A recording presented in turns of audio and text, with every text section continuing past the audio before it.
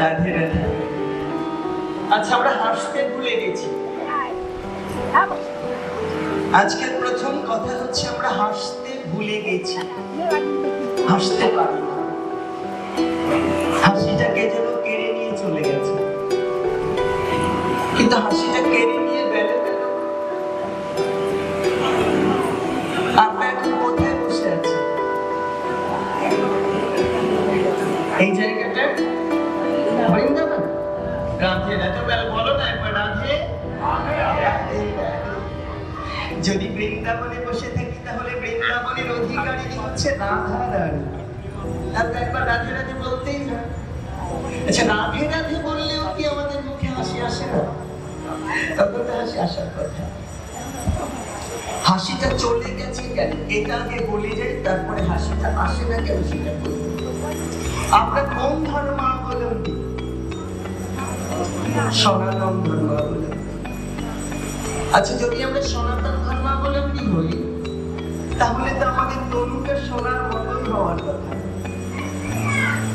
এই তনুটা সোনার মতন হওয়ার কথা। সনাতন কি? যা ছিল, যা আছে, যা থাকবে।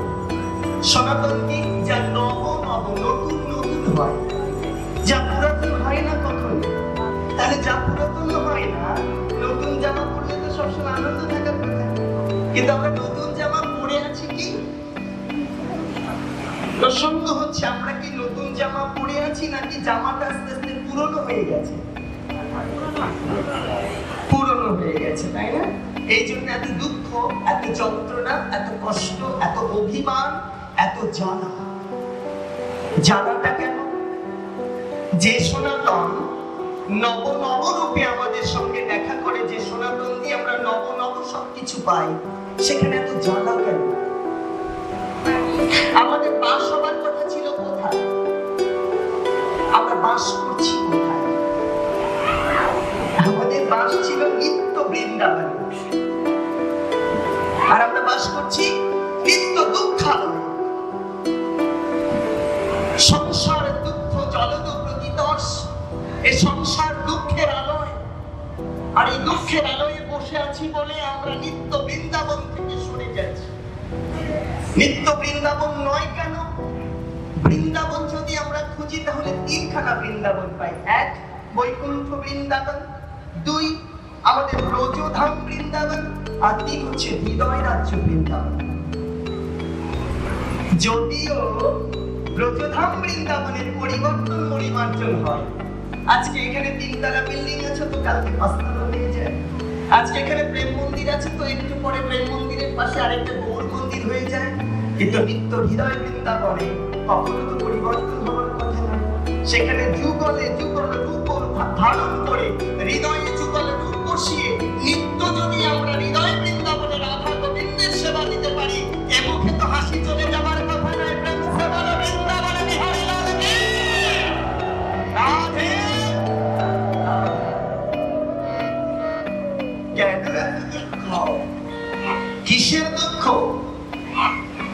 জীব নিত্য কৃষ্ণ দাস তা ভুলে গেল, তাই কারণে মায়া পাশ তার গলেতে বাঁধিল। আমরা যে ভুলে যাবার কথা সেটা কি? সনাতন তো আমরা। এই সনাতন মন্দটা কি সেটা একটু বলি। সনাতনের দোষটা সেটা একটু বলি। সনাতনের দোষ আছে মা। সনাতনের দোষ হচ্ছে 6টা গুণ, যেটাকে আমরা গুণ করি, এটা দোষ। শাস্ত্র সিদ্ধান্ত এটা হচ্ছে দোষ। লোভ, মোহ, মান, মাৎসর্য, এগুলো সব দোষ গোমা। এগুলো কাটবে কি করে?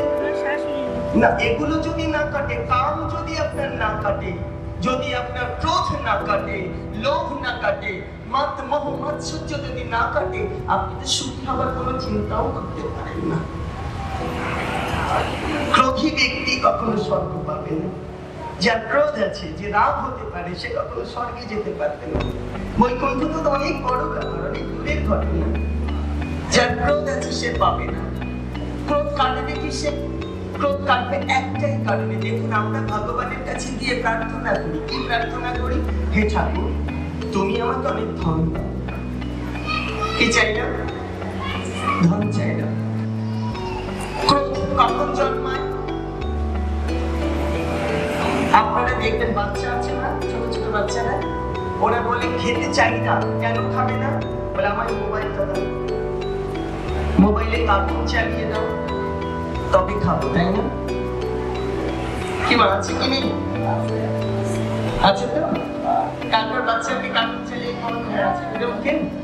আচ্ছা থাকলে থাকুন, যখনই ওকে আপনি ওই মোবাইলটা দেবেন না, ধরুন আপনি দিলেন না, ও চিৎকার করে কাঁদতে শুরু করবে, চিৎকার করবে, দাও আমার। যদি কথা না বলতে পারে, বাচ্চা ধরুন কথা বলতে পারে না, তো ইশারা করবে, দে। কি দে? ওই যেটা নিয়ে গেলি ওটা দে। আপনি দেবেন না তো আরো ক্রোধী হয়ে উঠবে, এক সময় ও খাবারটা ছেড়ে দেবে, মোবাইলটাকেই চাই। ক্রোধের জন্ম হলো, অর্থাৎ আমি যা চাই তাকে যদি বাধা পাই তখন আমার ক্রোধের জন্ম হয়। এই ক্রোধ থেকে যখন আপনার ক্রোধটা আরো ঊর্ধ্বে চলে যাবে, আরো ঊর্ধ্বে চলে যাবে, আরো ঊর্ধ্বে চলে যাবে, তখন আপনার মধ্যে খুনের নেশা চলে আসবে। কোন ব্যক্তি ক্রোধকে সম্বরণ করতে পারলে সে খুন করতে পারে না। আমি আজকে যখন এসেছি তখন কমিটি থেকে আমাকে বলা হয়েছে আজকে একটা বিশেষ দিন। আজকে কি বিশেষ দিন মা? একাদশী। একটা বিশেষ দিন, একাদশী আর কিসের বিশেষ দিন? হ্যাঁ, আপনাদের কাছে বিশেষ দিন না? আচ্ছা, আমার কাছে বিশেষ দিন নয়। আমার কাছে একাদশী খুব একটা বিশেষ দিন নয়। কেন নয়? কারণ তো আমি তো একাদশী আমি নিজেই জানি আমি একাই দোষী, কেউ দোষী নয়। এই জগতে আমি শুধু দোষী আর সকলেই পুণ্যবান। বলেছিলাম যে 6টা দোষ আছে। দোষের কথা বলতে গেলে প্রথম মনে করতে হবে দোষটা কাঁদবে কিসে। আপনি দেখে রাখুন, ক্রোধ যদি বেড়ে যায় তাতে খুন হয়, কাম যদি বেড়ে যায় তাহলে কি হয়? কাম বেড়ে গেলে একটা মানুষ তার হিতাহিত জ্ঞান শূন্য হয়ে যায়। কাম হচ্ছে লাউয়ের ডগার মতো বাইরে থাকে, ওটাকে যদি দমন করে না যায়, সনাতন 6টা জিনিসকেই দমন করতে বলেছে, আর কিছু নয়। তার প্রথম বলেছে কামকে দমন করো। দমন হবে কিসে? দমন হবে একটাই কারণে, সেটা কি? তুমি তোমার বাবা মায়ের আশীর্বাদ পেয়ে গুরুর চরণাশ্রিত হবে। গুরুর চরণ যখন নয়নে দর্শন করে, হৃদয়ে ওই চরণ দুখানি অঙ্কন করে গুরুর চরণে তোমার নয়নটাকে রাখবে, ধীরে ধীরে তোমার কাম নিবৃত হয়ে প্রেমে রূপান্তরিত হয়ে যাবে।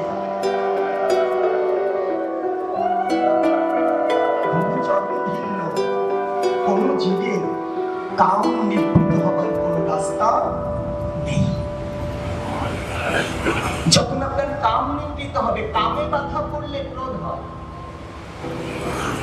রাধে রাধে মায়েরা, কাম যখন বাধাগ্রস্ত হবে, কোন পুরুষ বা নারী কাম বাধাগ্রস্ত হলে ক্রোধের উৎপন্ন হবে। তখন ক্রোধ হবে, কেন আমি পাবো না? কেন আমি পাবো না? আমার বাবার ইচ্ছাটা কেন নেই? আমার অধিকার আছে। আজকে উপবাস, আজকে একাদশী, আজকে পূর্ণিমা, আজকে অমাবস্যা, আজকে গুরুবার, আজকের দিনটা না শুনছেন, শুনছেন না কোনোভাবে। তুমি বিহার করলে তো মরলে, সেই দিন তুমি বিহার করলে তো মরলে। অমাবস্যা, পূর্ণিমা, একাদশী, গুরুবার বিহার করিবে না জীবনে আর। একবার করবে বিহার, জন্ম হইবে তোমার বারবার। বিহার করলে তো মরলে, বাধা দেবেন তো আপনি সহধর্মিণী নন, তখন আপনি রাগান্বিত হয়ে যাবে। দেখবেন তখন বলবে তুমি আমার কেউ না, তুমি আমার ইচ্ছা পূরণে ব্যর্থ হয়েছ, তুমি আমার কেউ হও না। এতদিন যার সাথে এতটা ধরে ধরে সংসার করলেন, সেই মানুষটা একদিন বাধাগ্রস্ত হলো। কেন বাধাগ্রস্ত হলো? যে আমি তোমায় বাঁচাতে চাই, তাই তোমায় বাধা দিয়েছি। তারপরেও আপনি তার কাছে শত্রু বনে যাবেন, আপনি আর তার কাছে সহধর্মিণী থাকবেন না। শাস্ত্র সিদ্ধান্ত কি দিল? স্বামীর ইচ্ছাই সর্বশ্রেষ্ঠ কর্তব্য স্ত্রীর জন্য। আপনি উপবাস, আপনি একাদশী, আপনি পূর্ণিমা, অমাবস্যা, কোনো কথা নেই। আমার স্বামী যা চাহিবে, আমার চাহিদা মাত্র তা করিতে হবে, এটাই স্ত্রীর ধর্ম। ধ্বংস কোথায় জানেন মা? ধ্বংস তখন হবে যখন আপনি আপনার স্বামীকে বলবেন, তোমার সাথে সংসার করতে এসে আমার জীবনে সুখ হলো। আপনি ভগবান খুঁজছেন, গোবিন্দকে দিবানিশি পুজো করছেন। আপনি অনন্ত কল্পকাল যদি পুজো করে যান, গোবিন্দ পশ্চিম কালেও আপনাকে স্বপ্নেও দর্শন দান করবে না, যতক্ষণ আপনি আপনার স্বামী দেবতাকে সন্তুষ্ট না করতে পারবেন। কখনো পাবেন না, সম্ভব নয়। জীবন আনন্দময়, কিন্তু আনন্দটা পেতে হলে সনাতন হতে হবে। আমাকে নিজেকে সনাতন করতে হবে। যদি তনুটা সোনার মতো হয়ে যায়, তাহলে নব নব তনুতে যা মিলন হয় তা হয় প্রেম আনন্দময়। রাধে। আচ্ছা মা বলুন দেখি, একটা মজার কথা বলি, বাসনের কথা কেউ ভুলে যায়? বাসনের কথা কেউ ভুলে যায়? 40 বছর 50 বছর পরেও বাসনের দিকটা মনে পড়ে। কেন? কারণ সেই দিন আমি নতুন, তুমি নতুন রে বন্ধু। আমিও নতুন ছিলাম, তুমিও নতুন ছিলে। এই নতুনে নতুনের মিলন বলে সেই দিনের কথা মনে পড়ে। তারপরে 50 বছরে কত মিলন হলো, আর একদিনের কথাও মনে পড়ে না। যদি তুমি সনাতন হও, যদি তোমার তনুকে সোনার মতন করতে পারো, তো তোমার প্রতিদিন বসর হতে পারে। তার সঙ্গে তুমি আর তোমার গুরুদেব মিলে থাকবে সেই গোবিন্দের ধ্যানে। স্বামী আসবে গুরু রূপে, দুইজনের মিলনে নব নব বসর হবে। নয়নে গোবিন্দ রূপ দর্শন করবে, প্রেমানন্দে হরি বল বলে সেই বসর মনে থাকবে। চলো, আমাদের যদি দুঃখ ঘোচাতে হয় তাহলে কি চাই? আমরা দুঃখটা ঘোচাতে চাই। তাহলে কি চাই? দুঃখ ঘোচাতে হলে গৌর হরির একটা সুন্দর পদ দিলেন, কি? 10 5 মিলি নিজ দাঁড়িতে বসিয়া হরি নাম করে সবে হাতে তালি দিয়া। 10 5 মিলি নিজ দাঁড়িতে বসিয়া। আপনাকে বাইরে যেতে হবে না, নিজের ঘরে বসে দাঁড়িতে বসে আপনি হরিনাম সংকীর্তন করুন, তবেই আপনার মুক্তি প্রসন্ন। কিছু লাগবে না মা। যদি কেউ মন থেকে হরিনাম করতে পারে, হরিনাম জপ করলে কি হয় জানেন? শুধু একবার গৌর বললে গৌর বাধা পড়ে যায়। শুধু একবার যদি কেউ প্রাণ ভরে হা গৌর বলে কাঁদতে পারে, গৌর তার কাছে বাধা পড়ে যায়। কিছু প্রয়োজন হয় না।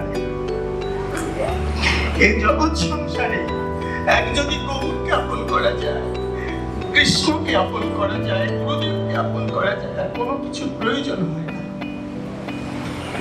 এত কষ্ট করি না আমরা উপার্জন করবার জন্য।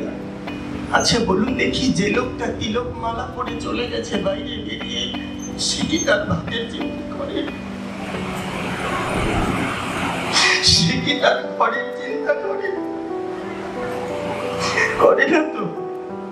সে শুধু হা গৌর বলে কাঁদতে জানে, কিছু জানে না।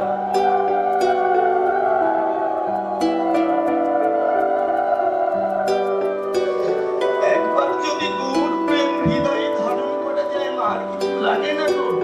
সনাতন হতে কিছু লাগে না।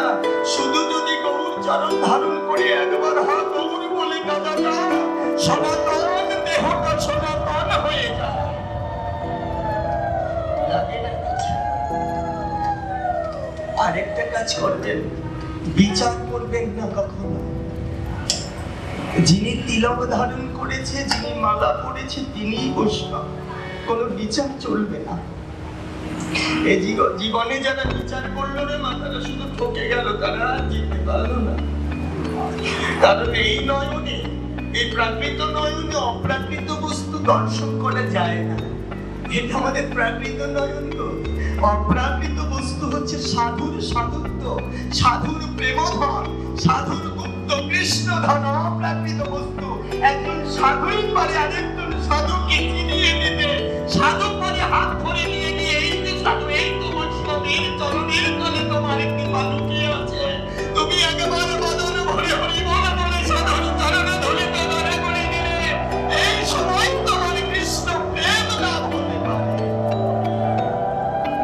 লাগে না কিছু মা, কোনো কিছু প্রয়োজন হয় না, শুধু একবার প্রেম ভরে, ভক্তি ভরে, নয়ন ভরে, সাধুর মধ্যে দর্শন করে যদি একবার কৃষ্ণ প্রেম চাওয়া যায়, আর কোনো কিছু প্রয়োজন হয় না। কত অর্থ পাওয়া মানুষ, যার অর্থ নেই, সার কাজে অর্থ নেই বলে এই অর্থ হলো সে গিয়ে বসে আছে জেলখানায়। যার অর্থ নেই সে কাঁদছে, আমার অর্থ নেই। যার নেই তিনি কাঁদছে ঠাকুরের কাছে, আমার অর্থ নেই। যার অর্থ আছে তিনি জেলখানায় বসে কাঁদছে, ঠাকুর অর্থ চাই না, আমায় বের করে দিয়েছে। এই মায়া মোহ একটা জেলখানার মা, এখানে হাজারো যন্ত্রণা, সব যন্ত্রণা মিটে যাবে কখন? যখন তুমি তোমার সকল কিছু কৃষ্ণের নামে, গোবিন্দের নামে, বৈষ্ণবের নামে নিজেকে অর্পণ করে দিতে পারবে, আর কোনো কিছু দরকার হবে না। সেই দিন দেখবে নয়নের সামনে কৃষ্ণ যুগল মূর্তি ধারণ করে দাঁড়িয়ে তোমাকে বাহু তুলে ডাকছে, আয় রে, আয় রে, তুই আমার পক্ষে আয়, প্রেম নিয়ে। প্রয়োজন হয় না, দশে পাঁচে মিলি নিজ দাঁড়িতে বসিয়া হরিনাম কর সবে হাতে তালি দিয়া। হরে কৃষ্ণ কৃষ্ণ কৃষ্ণ কৃষ্ণ হরে হরে, হরে রাম রাম রাম হরে হরে, হরে। সবাই গাইব